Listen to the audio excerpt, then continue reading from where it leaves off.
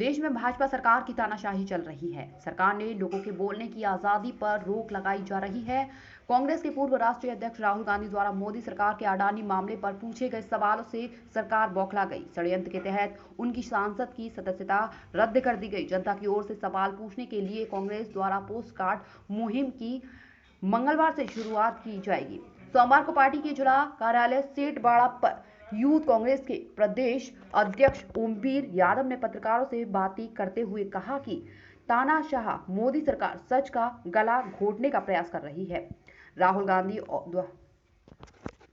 गांधी द्वारा अडानी मामले में सरकार से सवाल पूछा तो सरकार बौखला गई। जवाब देने के बजाय संसद में उनकी आवाज को दबा दिया गया। देश की संसद में ऐसा पहला मौका है जब सत्ता पक्ष के लोगों ने ही संसद की कार्रवाई को नहीं चलने दिया।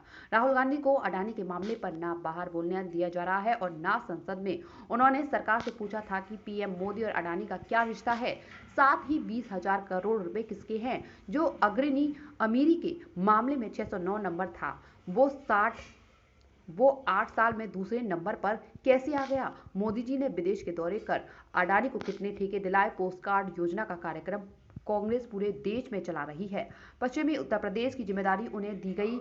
इसी संदर्भ में वह मथुरा आए हैं। कल से कांग्रेस कार्यकर्ता घर घर जाकर पोस्टकार्ड को जनता के लोगों से भरवाकर मोदी से सवाल पूछेगी। मोदी को जनता के सवालों का जवाब देना पड़ेगा। प्रेस कॉन्फ्रेंस के दौरान राष्ट्रीय महासचिव एनएसयूआई विशाल चौधरी, पश्चिम उत्तर प्रदेश प्रभारी हेब्रन कसाना, यामड़ी रमण आचार्य सहित कांग्रेस के नेता मौजूद थे। प्रेस वार्ता में आप सभी पत्रकार बंधुओं का स्वागत है।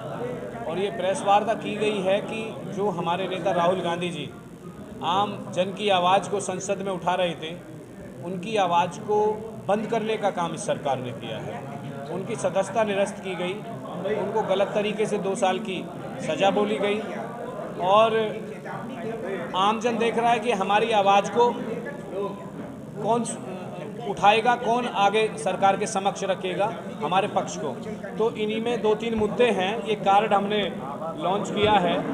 ये कार्ड हम नरेंद्र मोदी जी तक पहुंचाने का काम करेंगे। ये भारतीय जनता पार्टी के जो प्रधानमंत्री हैं, देश के नहीं, भारतीय जनता पार्टी के प्रधानमंत्री अगर देश के होते तो किसान की बात करते, युवाओं के रोजगार की बात करते, वो महिलाओं के सम्मान की बात करते, आम जनों की बात करते, लेकिन वो बात कर रहे हैं बीजेपी की और अडानी, अंबानी और कुछ चुनिंदा उद्योगपतियों की। इस कार्ड द्वारा हम अपनी बात को लेकर जाएंगे। इसमें 2-3 कुछ मुद्दे हैं कि एक तो अडानी ने अब तक बीजेपी को कितने करोड़ का फंड दिया है। आपके आधिकारिक विदेशी दौरों के बाद अडानी को कितने ठेके मिले हैं, कृपया हमें भी वह सूत्र बताएं जिसकी बदौलत आपका प्रिय मित्र दुनिया में 8 वर्षों में 609वें स्थान से दूसरे सबसे धनी व्यक्ति बन गए। दूसरे नंबर के सबसे धनी व्यक्ति अडानी जी कैसे बन गए, वो सूत्र भी बताएं। 20,000 करोड़ का इनकी कंपनियों में जो फंड आया वो कहाँ से आया। तमाम सारे ऐसे सवालात आज पूरा देश लेकर के खड़ा है, लेकिन उनका जवाब कोई नहीं दे रहा है। अब तो मोदी जी भी मन की बात नहीं कर रहे हैं। आज देश के जो हालात हैं बद से बदतर हो गए हैं। चाहे बेरोजगारी की बात कीजिए, चाहे महंगाई की बात कीजिए, चाहे महिलाओं के सम्मान की बात कीजिए, चाहे किसानों की आय की बात कीजिए, चाहे व्यापारियों के टैक्स की बात कीजिए, चौतरफा इस सरकार ने लूट मचा रखी है।